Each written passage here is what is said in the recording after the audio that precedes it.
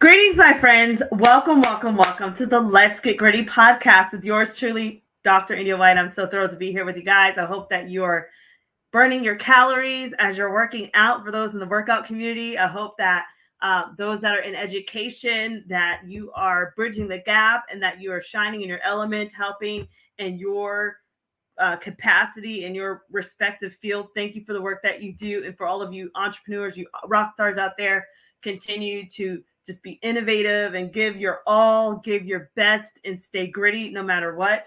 Thanks for joining me on this podcast. I want to now get into some announcements for you, if that's all right. First things first, the Let's Get Gritty podcast with Dr. India White. It will be featured on all of my social media channels. This also will be aired on Spotify, so you can find it anytime on Spotify. You'll see all of the episodes there. And if you like it, feel free to comment on Spotify as well. Comment on my social media channels, and let's keep in touch. Let's connect. Speaking of social media, I have a million channels, so here's some here. Facebook is Miss India White. LinkedIn is The India White. Twitter is Indie Speak and Teach. Instagram is Indie238. YouTube is India White 123, and TikTok is Dr. India White. So I'm trying to decide what one name I want to use for all these. So if you guys have any options, let me know. I'm thinking I'm either going to do like Dr. India Grit, Dr. India Math. I have a lot of ideas. So if you have any, chime in and let me know. Anyways, with that, also check out my website. You'll see that there are books, blogs, and you can schedule me for an upcoming speaking event, professional development, coaching, or whatever else it is that you guys need, tutoring services. And speaking of events, I will see you guys at NCTM and NCSM. We are going to rock it out for sure. Thank you to everyone of the National Council of Teachers of Mathematics and the National Council of Supervisors of Math that are putting on these wonderful conferences with most of the prominent leaders there. From the bottom of my heart, thank you. And thank you for giving me the space. As you guys know, I will be speaking about 4 times, I think at 3 or 4 times at NCSM. So please catch me, and I'll be doing at least 4 to 5 different events at NCTM, and I will be representing Savvis Learning, and I'm super excited about this fabulous team at Savvis. Thank you, Savvis leaders, for everything. And so with that said, guys, also check out the Grit Mini Workshop hosted on the Grassroots Workshops website. Thanks, Robert and team, for that. And also online tutoring opportunities. Requests are coming in. Keep them coming to me, whether you're a school leader, a math coach, and you're wanting some tutoring for your students, or you're a parent and you just want to help your students be gritty and you need help with math. We do tutor grades, K-12 math and science. I do have another rock star tutor on our team, and we are growing. So with that said, now I want to get into this wonderful opportunity to introduce to you guys a guest in our community who is doing so many different things, expert in mental health, and they have done so much to really help impact not only education, but society as a whole. So with that said, please welcome to the Let's Get Gritty podcast, Dr. Katherine Puentes, who is an expert in mental health and so much more. Welcome to Let's Get Gritty podcast. Thank you for having me on, Dr. White. It's been a pleasure to meet you during the week that we have met, and just to be part of this podcast and the community for more people to understand mental health is ideal. Thank you so much. Now, Dr. Katherine, tell us a little bit about yourself. Yeah, so I have a private practice. So my private practice is Luminescent Mind, and I work with kids, teens, adults. We do a lot of family sessions. I'm in the schools doing presentations and workshops for parents who have questions about how to navigate the family system or transition from maybe like one work situation to the next. I work with a lot of trauma. Also, empowering women is my ideal client to be able to build that confidence and self-esteem. And I specialize in trauma. Wow. So talk to me about, how did you get gritty about this work of helping people with trauma? What happened? What's your story? I think being in the school system and just, the family system itself opens your eyes to maybe how things shouldn't be going or what could be different. And I really wanted to know more about the mind, the brain, how family system works as a whole, generational trauma, grieving, and how I can pretty much work in community-based practice first. So I would go to my clients' homes, I would immerse myself in their educational schools, I would immerse myself in their family systems, in their family at home. So it was a very different environment to be able to see how my client would interact in all of them. So what triggered this opportunity for you? That was like, was it something that you personally knew that you had a solution to, that maybe you went through something, or was it a student that you were working with where you said, you know, this is my purpose? What helped you solidify this as your purpose? Well, I did want to understand my family system in general. So I wanted to know like the ins and out of that, how to navigate that, the reasons behind maybe certain family members that had trauma situations and how to help them better. And then as I got into like college, then I noticed like other individuals within my program were also going through something maybe traumatic, or they were grieving a loss in their family. And then I wanted to know more about that, like how to be there for someone where it's not just like it is what it is kind of mentality, because a lot of individuals say it is what it is because they don't know how to deal with the emotional aspect. And I wanted to know how to deal with the emotional aspect and be able to guide someone through it. Wow. So this is powerful because I know sometimes people get emotionally stuck, right? And so I talk a little bit, Dr. Katherine, about my story growing up. I was a homeless youth in high school, and my last years of high school were very rocky at some points, especially in regard to my family dynamics. So after I was homeless, like that first 2 months, my brother passed away, and then I was living in a homeless shelter. It was wild, right? Not only did he pass away, I had my grandmom, two uncles, and my brother. They all passed away in 1 month. And I had sitting in front of me, like if I was going to do calculus or if I was going to drop out of school. I determined to cultivate grit by God's grace and finish on through grit and, through the support system. I felt like emotionally, my back was against the wall. I felt like I was stuck emotionally. And the only way I could survive is to be as gritty as possible and work myself through it. What advice do you have for students that might be going through some chronic traumatic situations, whether it's something like that, grief or abuse, and whatever, and how can they heal while taking up grit to overcome? They're definitely not alone. So this is something that a lot of us have to deal with or go through. I mean, I remember taking care of my grandma, and then my grandfather passed away, and then 30 days later my uncle passed away, and then 30 days later my other uncle passed away. So it's like back to back, and it makes it complex. So complex trauma / grief, because you're figuring out how to navigate that.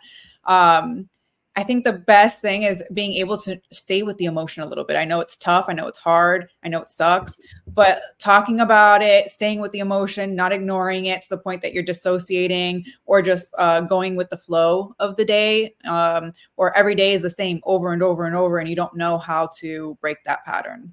Wow.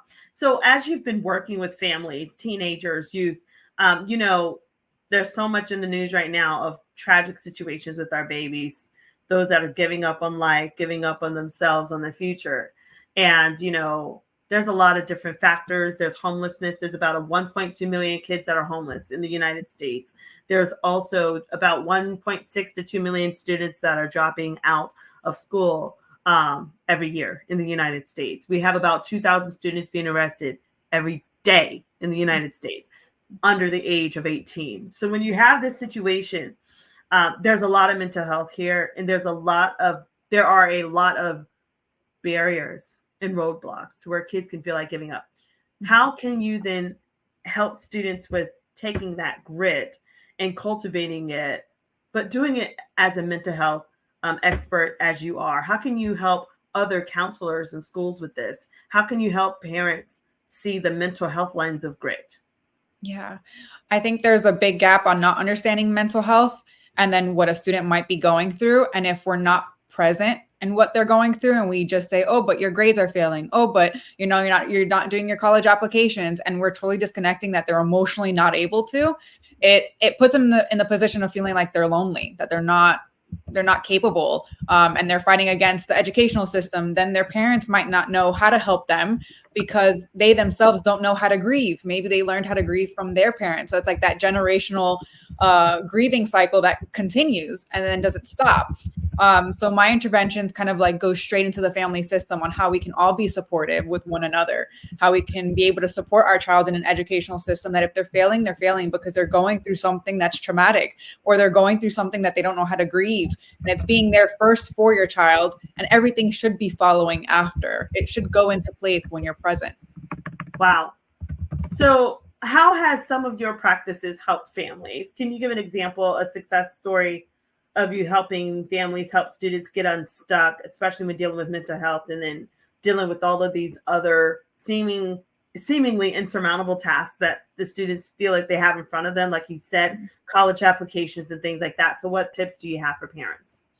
The main tips I have is usually when I come in a session for a client and we're doing like an intake session, for example, I like to do a genogram, and we get all the family into that genogram and we talk about grandparents, great grandparents, what does everyone do when they get frustrated or overwhelmed? How do you know when mom's sad? How do you know when your child's sad? And just by having these conversations, a lot of things click of like, wow, I did the same thing that my parents did to me, and now I'm doing it to my child. And I didn't like it when I was younger. And now I'm doing the same thing because that's the only thing I know.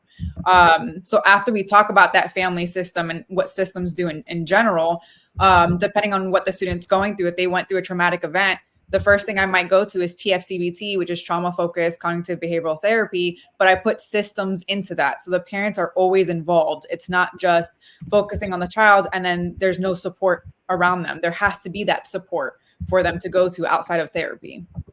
Wow. Now, what is the name of that again? TSB, you said? TFCBT, it's trauma focused cognitive behavioral therapy. Trauma And focused. Cognitive behavioral therapy. I've never heard of that before. Can you elaborate on this?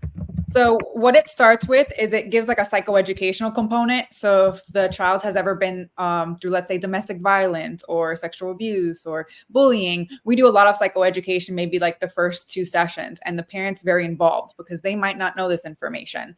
Then it goes to relaxation skills. What do they do to cope? What activities do they enjoy? Hobbies? Did they used to do something before that now they don't do anymore and they want to get back into it?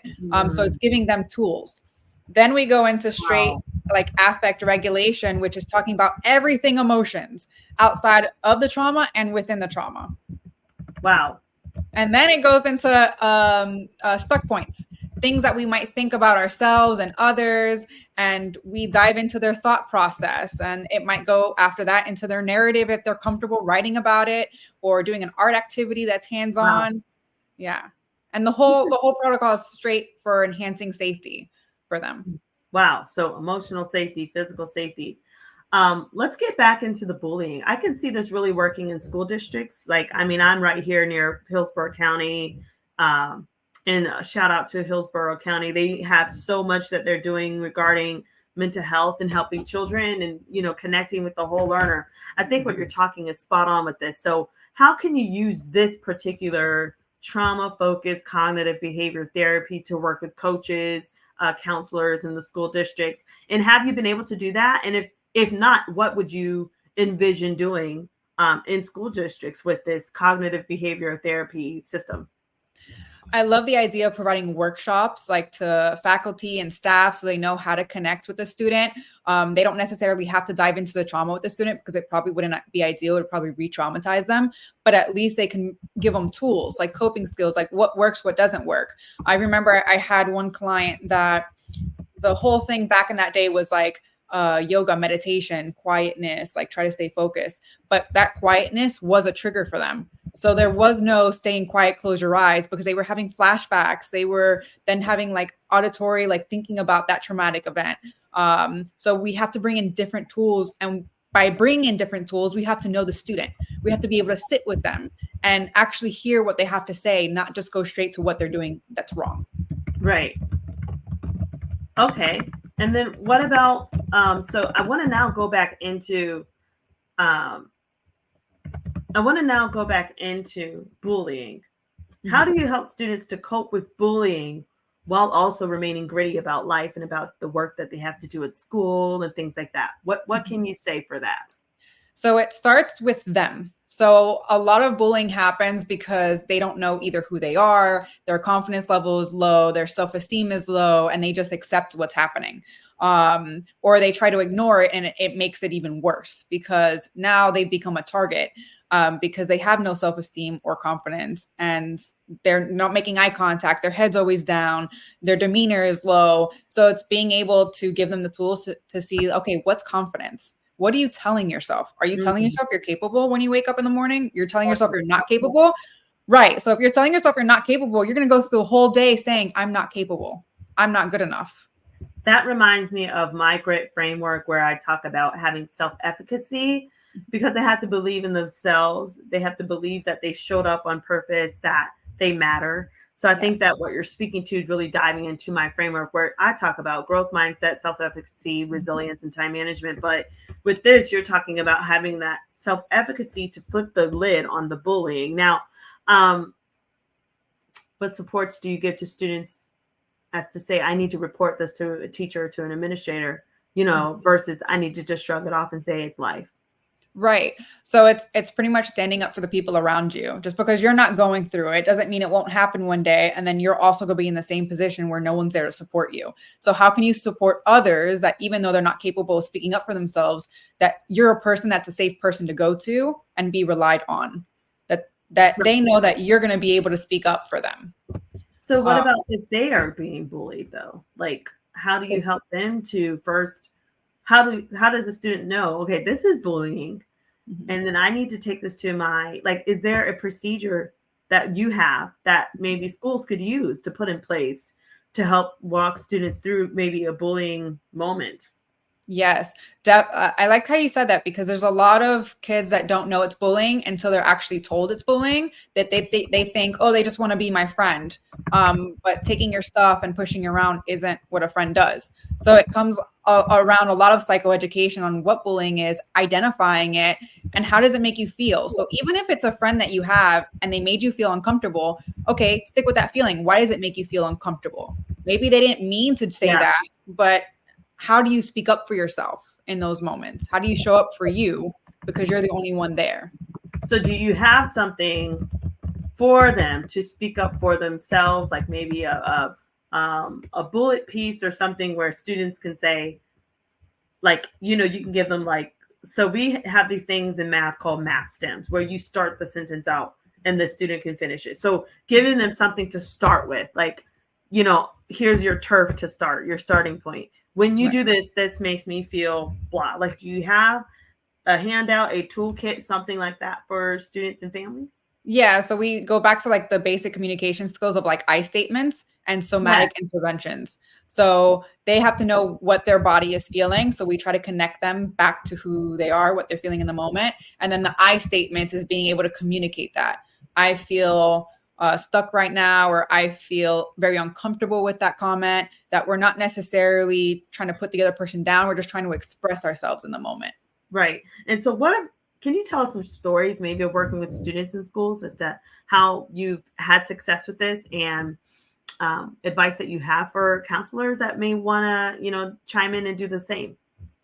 I would say, as a counselor in the school, I know that there's so many different layers that they have to deal with, from like admin work to being present for teachers and doing events, and it's a lot. If a student's coming to you, definitely just try to be present with what they're saying before going into that their grades aren't good, or that they haven't done what they were supposed to do, or the teacher's complaining about them again. Like if they get a referral, ask what's happening. Like what happened before that? What were they going through before that? Because if something's happening in school behavioral wise, it it starts at home. There's only so much that the teachers can do and school can do, that we need to get home into the school to see, okay, what's really happening in all the environments that this child is in. So I think it's interesting that you say it starts at home. Now, sometimes students are targeted and they're dealing with an unjust Oh situation. yeah. It might be racially driven. It could be socioeconomically. driven to where the student just showed up different, and so they're a target, and so they're being racially profiled in schools. This happens all the time. I mean, when I've had students that they come to school and they're gifted, but they're being slotted as a special needs student because of the way they look.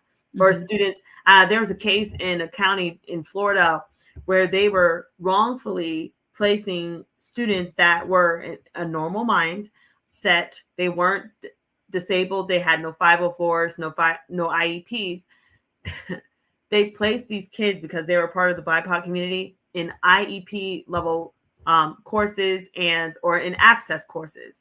And when these students who had normal cognitive functioning tried to graduate and go to college, they realized, and this was about 130 students that they did this to in this district, they realized that those students had no mental health situations, and they were gypped from a traditional diploma because they were placed in access points wrongfully. They were targeted, and they were placed as having, mental cognitive dysfunction, as being a special needs child that needs access points when they were normal human beings, just like you and I, that just looked different. And yes, there was a lawsuit and they won. And so you say it starts at home, but sometimes it starts due to personal biases, different things we read in the media, different things that have been put up, barriers that have been put up in the system. So considering these barriers as well, how do you help them to, I guess, bounce back from these wild situations that I just mentioned? Still be able to support students, even if it's not something that happened at home. What if the kid, does have a pretty stable situation at home, but maybe it's the school environment? Right. So I guess mainly what I mean when it like starts at home is because if I think of a bully, something's happening at home. And imagine that bully growing up and now they become an admin person, a counselor at the school. And then that cycle's continuing. It doesn't stop. So if admin in the school is pretty much picking students and putting them in a class that they don't belong in, where did that start? And why is it continuing? And why is it being allowed? But it usually is not starting from the student. Right. It's starting from the counselor. So that's an entirely different approach to this system that you have. And I like it because through your system, you can help hold leaders accountable to make sure that they're really there to have a conducive and safety environment. Not just that, I'm the all, end all be all authority figure, and what I do is final, but you're holding them accountable through these checkpoints as to, yes, you're here to watch out for students being bullied. And on the other token of this, you are not to bully kids. You are not to target kids. You're not to dehumanize our children. And I think that's a beautiful practice that, that you have mentioned here. So now I want to dive a little bit into our parents. How can you help your parents to help students with coping with bullying, and things like that with your system and some of the work that you've been able to do? So the main goal I try to do is build that connection between the parent and the child. Because sometimes the child feels like my parent's not listening to me. They're just looking at my grades. I tell them one thing and they're trying to give me a solution. I'm not looking for a solution. I'm just looking for someone to like literally give me a hug or just be there for me. Yeah. That's so powerful. I mean, I know you're about to rock it out, but our kids, they need us, y'all. For parents out here, guardians, I am so thankful that I've been blessed with the babies I have. But, one thing about kids, body language does not lie. You have to learn how to break the ice in uncomfortable situations, that when something happens that might be a little bit shameful on their end, you don't dehumanize them and degrade them. When they didn't get the grade you thought they should have gotten, that it doesn't turn into a huge abusive situation, but that you can sit down and talk. What are we saying to our children in the morning? Are we loving on our babies in the morning when we drop them off, when we pick them up, when we go to, when they go to sleep? How are we showing up for our children? So what advice do you have? I want you to continue on this advice of how parents can really help their students and really being there, being present for their kids. What else can they do? Yeah.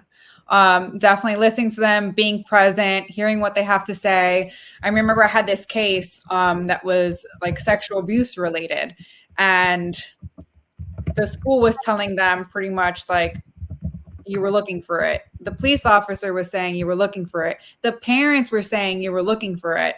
And it was complex trauma. I went to someone that I thought would help me. They didn't help me. I went to another authority figure. They didn't help me. I went to my parents. They didn't help me. And now I'm like, well, then who do I go to? Everyone's judging me for this incident that happened that shouldn't have happened. So if we're looking at mental health and what people are going through as an issue and we're pushing them away, what do we expect them to do? Right. Oh my goodness. Whew, that's heavy. Mm-hmm. That's sad that some children are going through that and they have like no safety. No, because it breaks the connection. They have nobody that they can go to. They have no outlet. And then if they're getting bullied on top of that. Wow.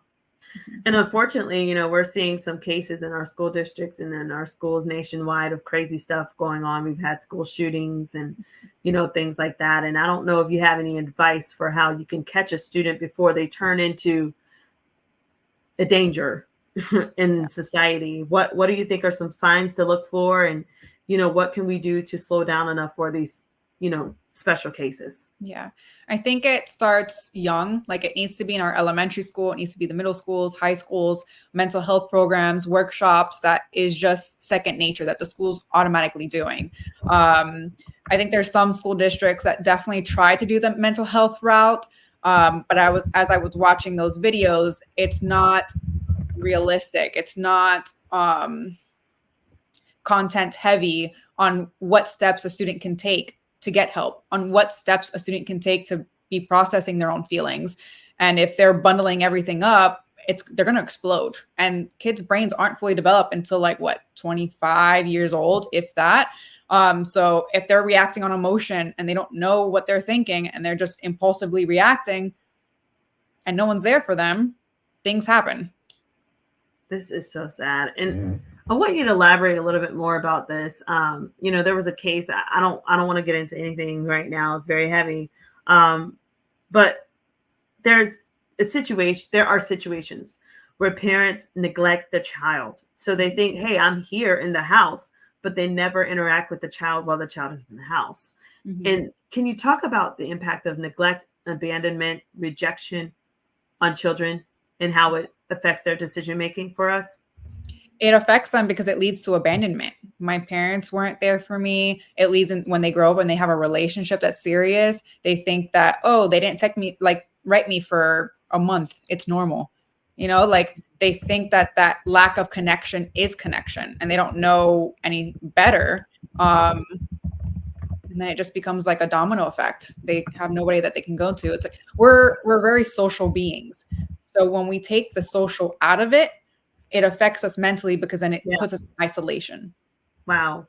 Well, how do they cope through grit if they're in an isolated situation? How can they be gritty enough with emotional grit to get through that and to see life in a different lens? Yeah. I noticed that with some of my parents, if a child speaks up and says, I don't like that, that makes me feel uncomfortable, that really hurt me. Like it stirs something in the parent to realize, wow, my child said this for the third time. What is going on? Why is this happening?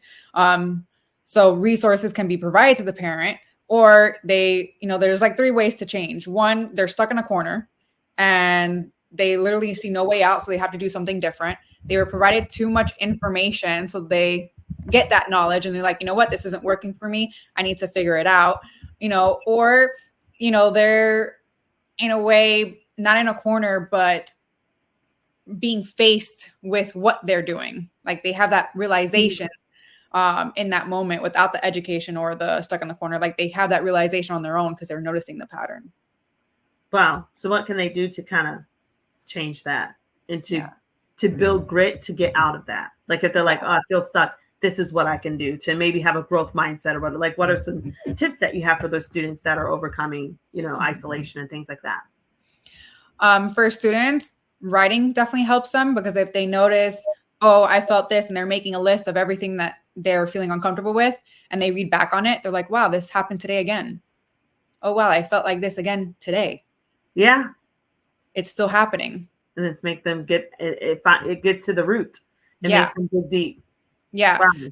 So a lot of my clients, when they write journals, they'll go back in a year, like a year ago, and they'll read an article, like a journal entry, and they'll be like, wow, I can't believe I was dealing with that.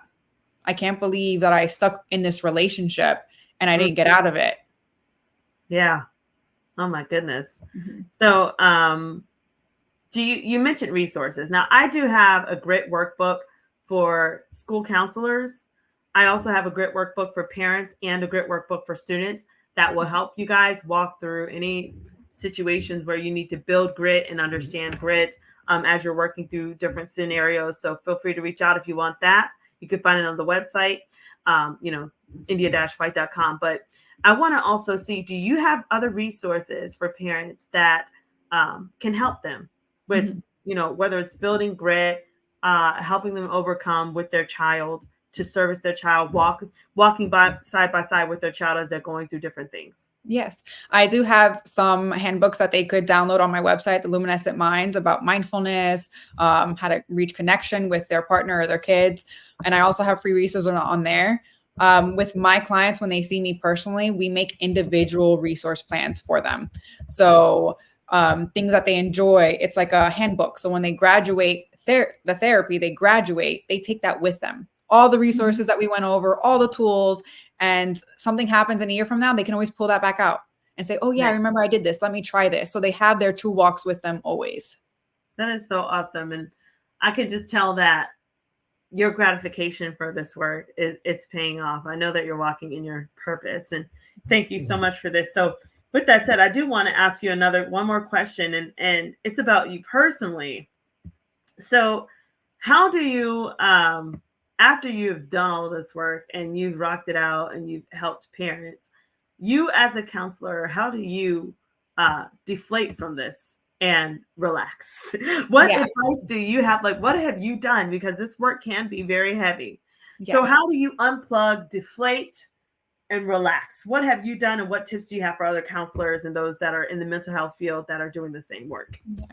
Exercise is definitely beneficial in writing, of course.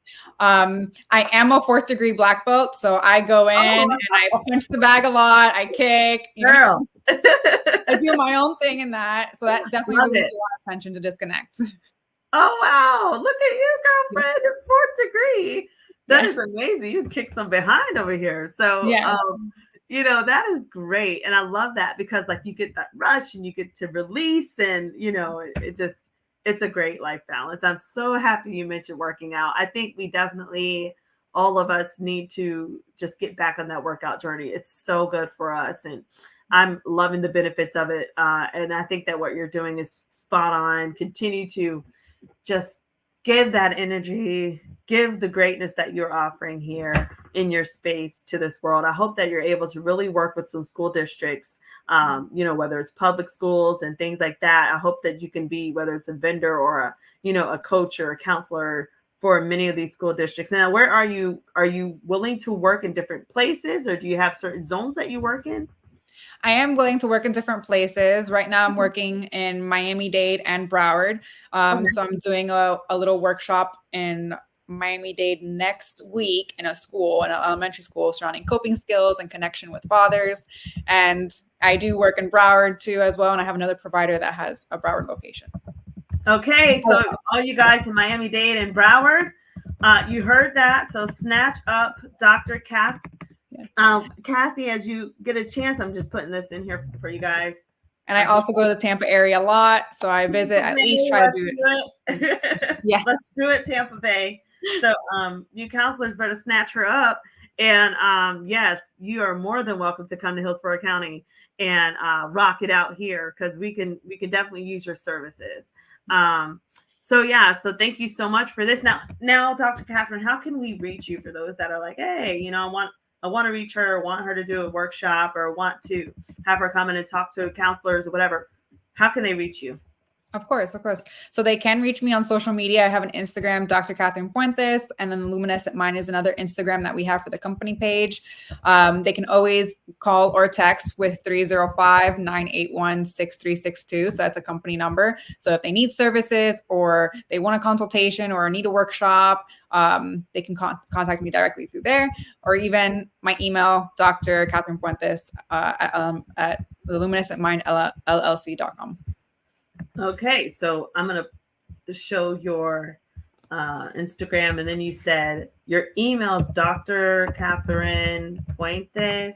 So Dr. and then period K and then Puentes, Puentes at the luminescentmindllc.com. So Dr. K Puentes. Mm-hmm. Okay. Yes. At Luminescent Mind. I'm typing it for y'all, okay? So LLC.com. Excellent. Yes. So here you guys go. Check it out. This is what you need right here.